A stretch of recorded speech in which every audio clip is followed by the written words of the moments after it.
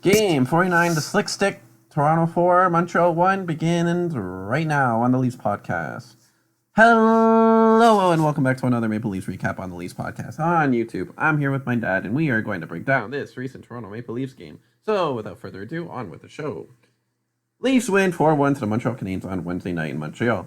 Before I get to the recap, there are some lineup changes for today's game. Bogosian remains out, and Enval is out. Campbell gets the net for the Leafs. Let's get to the recap. In the first period, the Habs take a hooking penalty to put the Leafs on the power play, which the Leafs capitalize on with a beautiful pass by Riley, and Marner set up the Nylander beauty of a goal to make it 1-0 Toronto. With just 12 remaining in the first period, Matthews scores a highlight reel goal, assisted by Foligno and Riley to make it 2-0 Leafs, and that will be the score after 2-0 Leafs.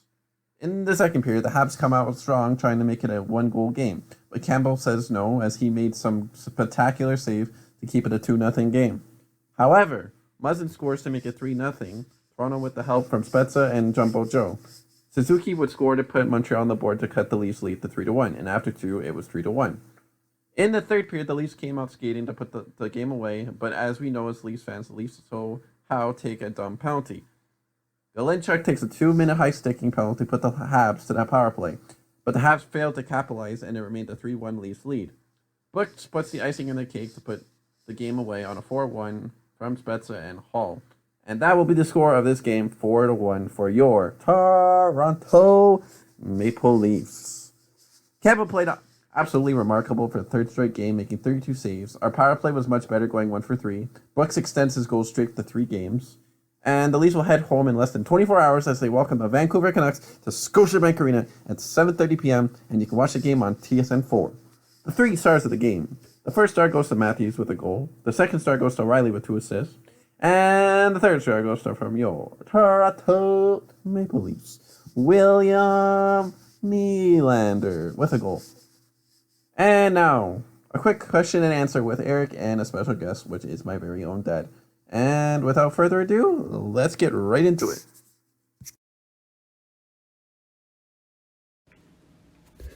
Was the Montreal goal offside?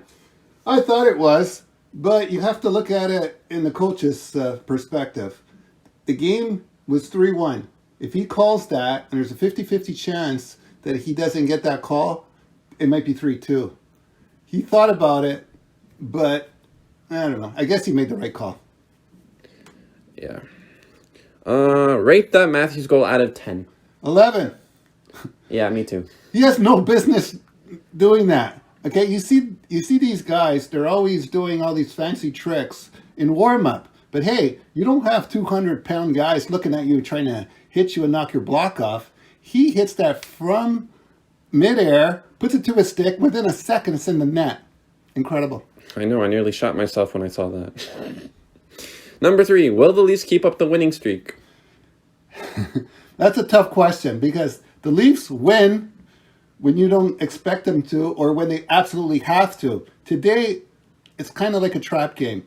We hope they're going to win, but you can see them losing. Why? They're the Leafs. Yeah, that explains a lot. Your turn for questions, Daddy-O. Okay, who do you see coming out of the lineup when all our players are back?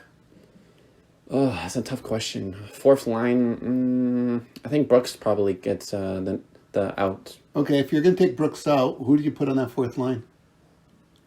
Well, if Riley Nash is going to be ready for the playoffs, right? Yeah, he just started skating today. That's a good one. Anybody else? No. I'm thinking Galchenyuk. Why? You would take him out? Yeah, here's why. He's starting to be what we'll call a defensive liability right now. He's playing okay, but you need him to be more than okay. He has to produce points if you're playing on the second line because he's going to be there a lot, right? Because the second line, has to produce. And if he's not producing and goals are going in the other way, it doesn't work out for him. Okay, yeah, I see what you mean. And you can't put him on the third or the fourth line because he's not really a great checker. Right. So it's either 2 or out. 2 or out. Okay. One last question for you. Who do you see starting as our starting goalie next year? No. Well, yeah, we'll go there too. But this year in the playoffs, who plays game 1? It would have to be Campbell if Anderson's not ready. What if Anderson is ready? What do? Still put Campbell as your backup. So you play Anderson as your number one? Yes. So he starts game one? Yes. Okay. Next year, who's our goalie?